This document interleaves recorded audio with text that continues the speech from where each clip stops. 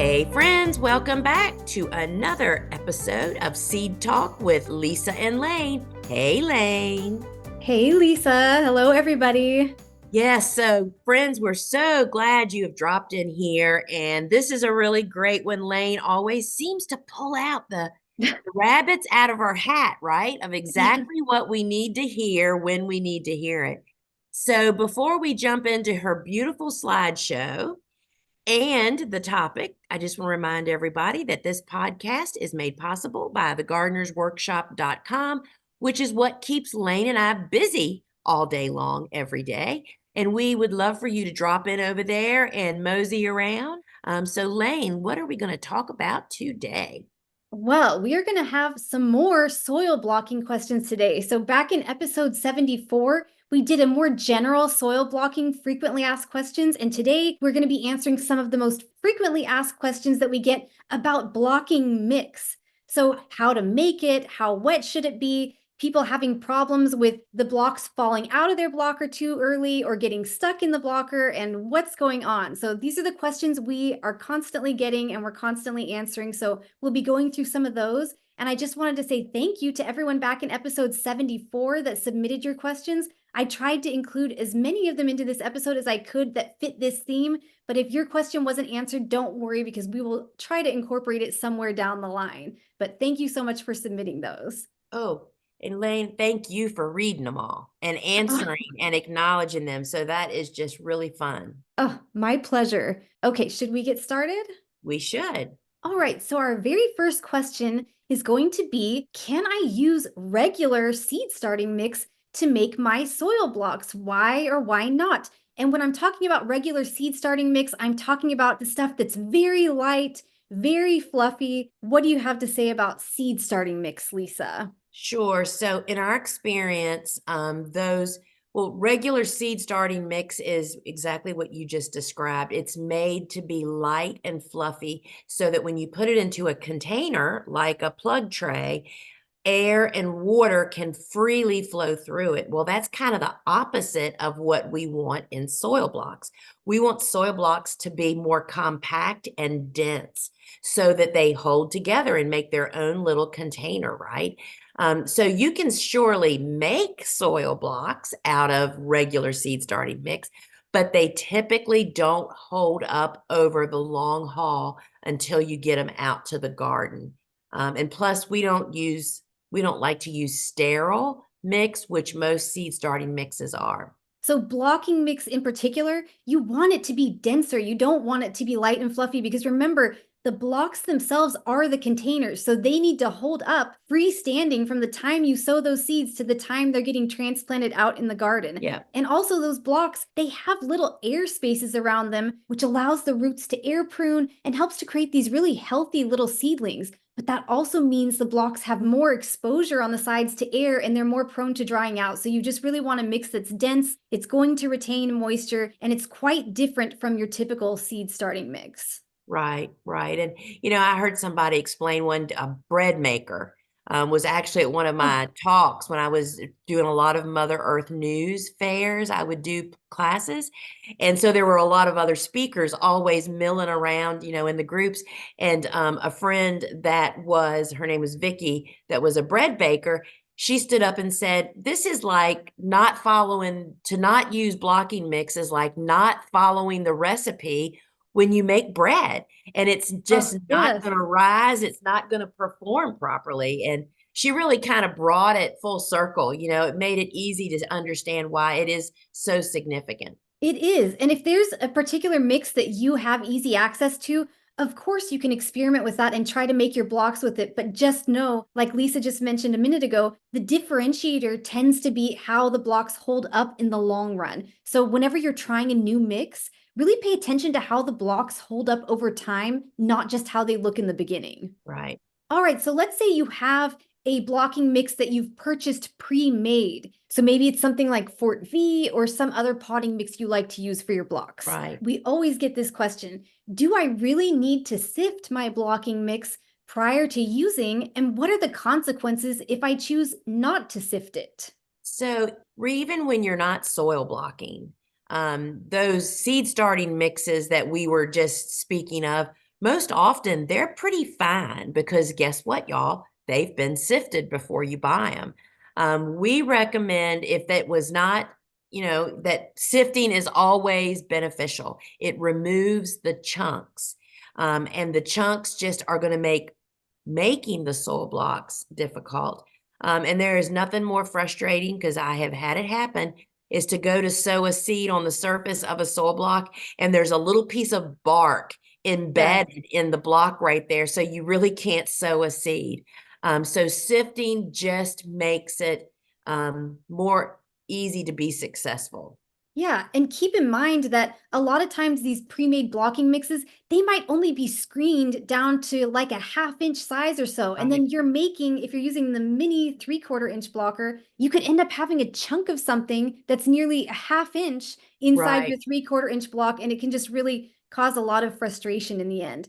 So what size mesh do you recommend using in a sifter? Sure. So a 1/4 inch is what we have found to be really great because it's not so small that it takes a really long time to actually sift the product through the sifter. And yet it's small enough to get out all of those chunks. And so here on our farm, we sift, peat moss, cocoa fiber, and compost. And then the sifting debris, those chunks, are great to be good put out into your garden or to use as Oh, mulch, yeah. what have you. It's great stuff. So you're not wasting it. But after it's so funny that Bobo wasn't always a great sifter. Because we didn't have a really convenient sifter back then. It was really kind of troublesome to do it. So she just did it without sifting. Yeah. And then what was it, 2 years ago, we got this sifter, that so conveniently fits on the 5-gallon bucket.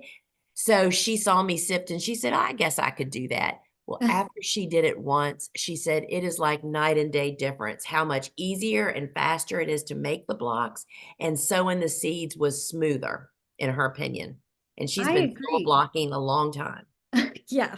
And the other thing too, what I do, I don't know about you, Lisa, but I sift large quantities at once so that I'm not having to individually sift every single time I want to start seeds. I will just sift a bunch of soil into a large tub and then take it from there as I need it.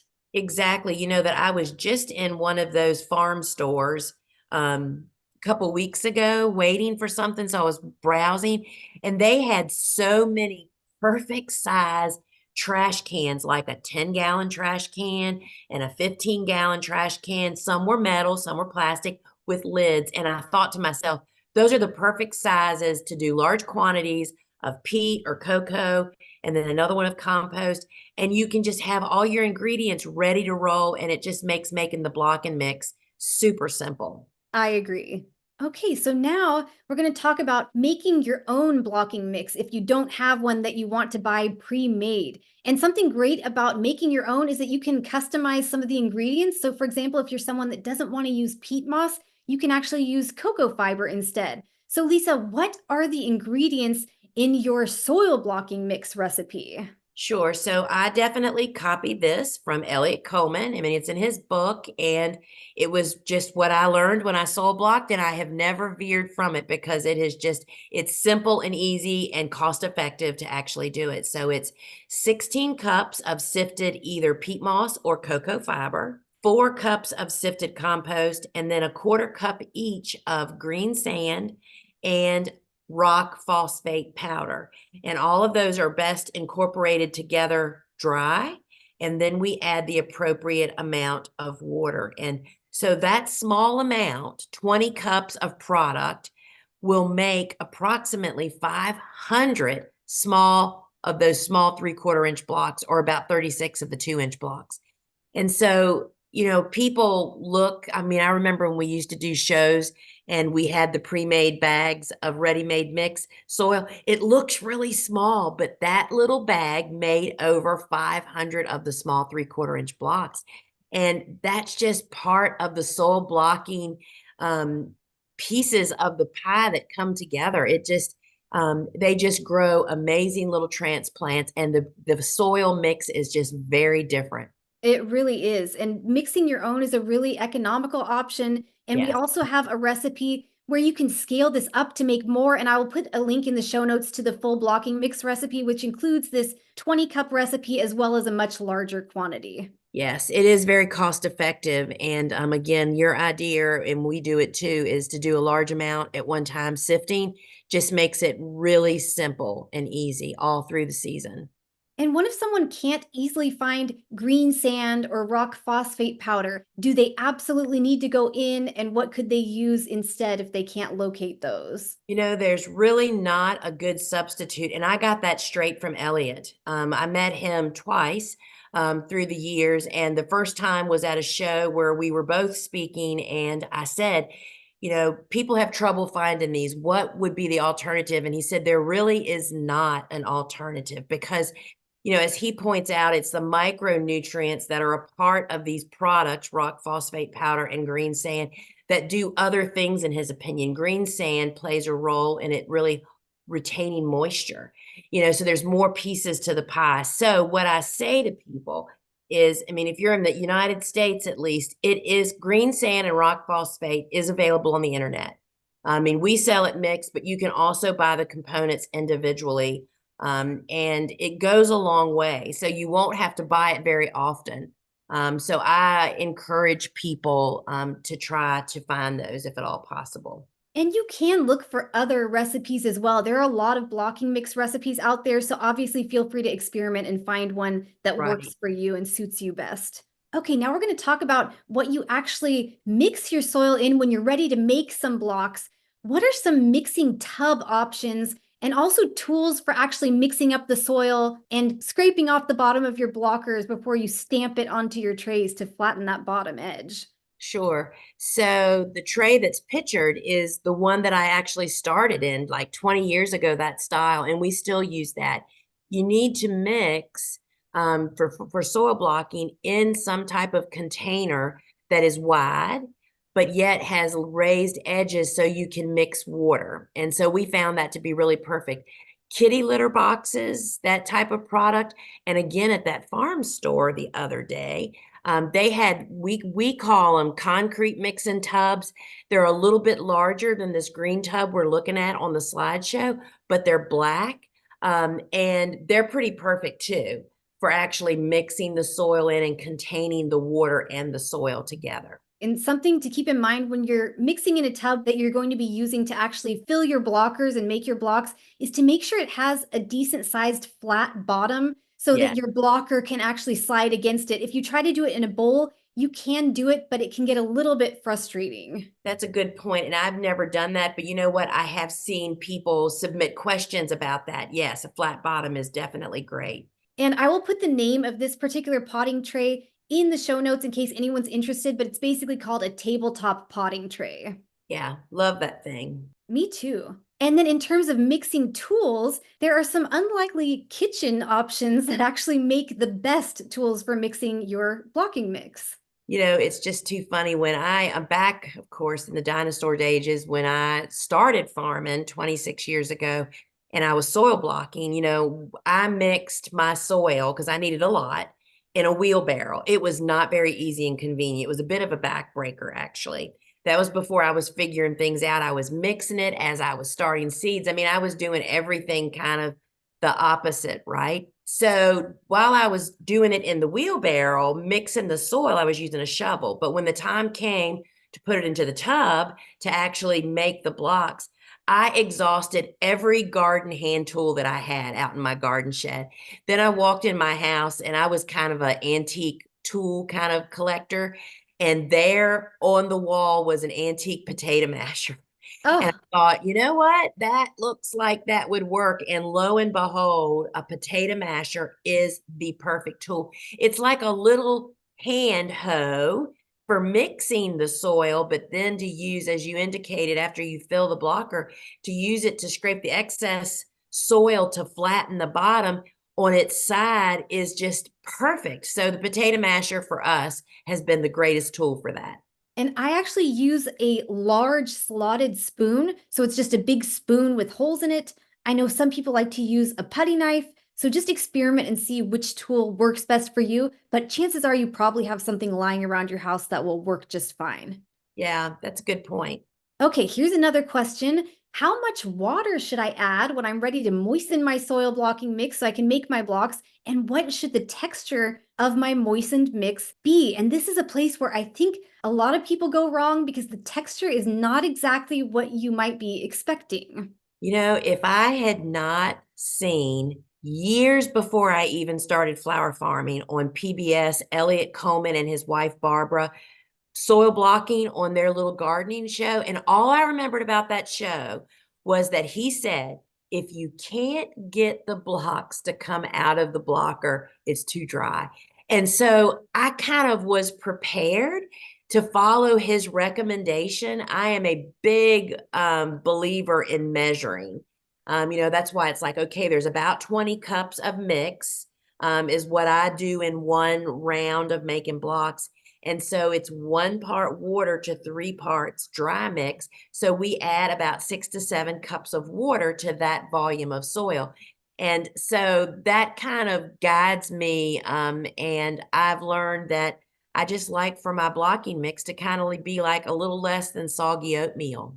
Yeah, it's a lot wetter than most people expect. And I Yes. think when people have it too dry, that can cause some issues that we're going to talk about in a little while. Yeah. And I don't know about you, Lisa, but when I go to make my blocks, I like when I see a little water squeeze out when I go to deposit them on the tray.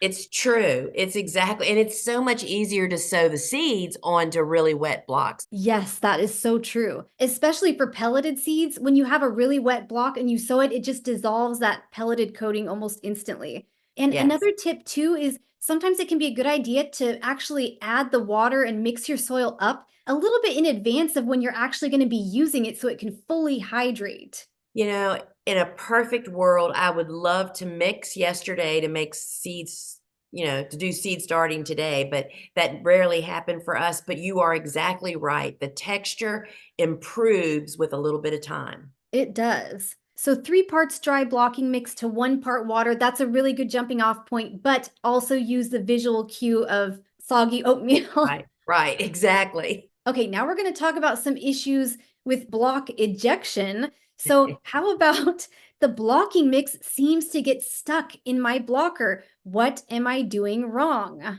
Most often, well, I think immediately of two things. Either the blocking mix is too dry, Yes, or sometimes if you've been making a lot of blocks, which is what happens to us here, you can actually pack blocking mix into the crevices in the blocker, and true. sometimes that'll interfere. So Bobo often will keep a little tub of water kind of near where she is and just stick it down in there, the blocker tool down in the water, and swish it around and just look at that crack.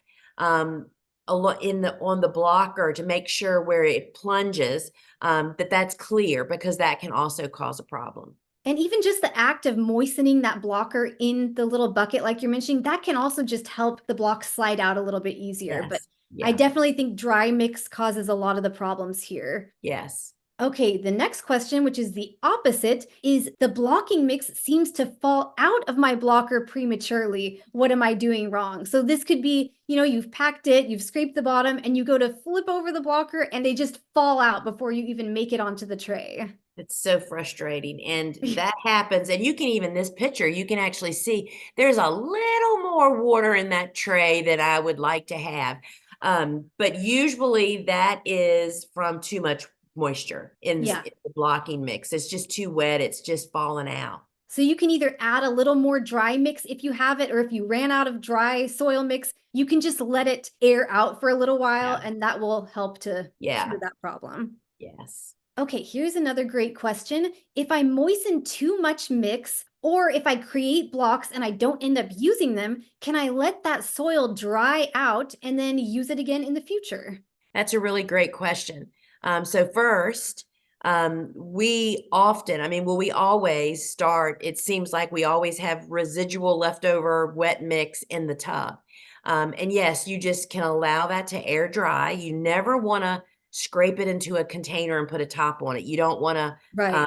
airtight, wet anything, right? That really gets really bad really quickly, right?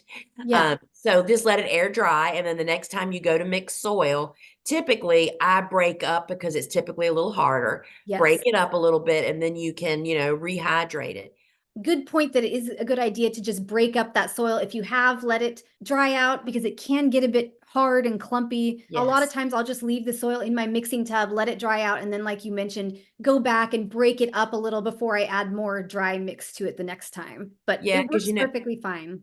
it seems like, oh, if I add water, that'll get soft, mushy again. No, it takes it longer. So breaking it up just speeds the process. All right, and our last question is going to be one that a lot of people ask because they're trying to make their process of blocking more efficient. So, can I make my soil blocks in advance and then let them dry out if necessary and sow into them at a later date? So, if I wanted to make blocks today, can I come back to it on the weekend and sow into them? So you can do that, but there's issues related to that. I find it's just simpler to make them as you're sewing them. I mean, once you're set up to do it, because you want those blocks to be completely wet all the way through when you sow that seed. That's pretty significant to have good germination. And to be able to do that, you really have to put maybe a little more water in those trays than you normally would. And that can make them, especially if you make a little hiccup and pour the water onto the blocks instead of up against the side of the tray, you just have a high risk of damage in the blocks. This definitely can be done. I've done it before, but as you said, it's really important to make sure those blocks are fully hydrated before you go back to sow in them. You Right. don't want to be sowing into a dry block. And then also the other thing that I had was that the blocks float. Oh, When they're totally dry, they'll float and that just breaks their cluster. And that cluster, I mean, you know what I mean? It's like there's all these little, it ends up being more work with potentially maybe a little hiccup or two. So it can be done, but not recommended. okay, everyone, that does it for this episode. Hopefully, that answered some of your questions about soil blocking mix. As always, feel free to leave a comment with any soil blocking questions or any other questions, any topic requests that you might have in the comment section over on YouTube or using the form linked in the show notes. And thank you again for joining us. And make sure to subscribe and follow so that you will definitely not miss any of our future episodes. So I just want to give a big old shout out to Layne for gathering the questions that we want to have answered, right? I mean, that are the burning questions in everybody's mind. So we appreciate that, Layne, that interaction, and that they can have contact with us also over on YouTube, and that you're Yeah, into that. I mean, I think that's the funnest part, right? I it mean, is. That's the best part. yeah, it is. So, all right, everybody, remember you can learn more about the work that we're doing over at thegardenersworkshop.com, and we'd love for you to become part of our community over there. So, Layne, is that a wrap? That's a wrap. All right, everybody, till we meet again. Ciao. Bye.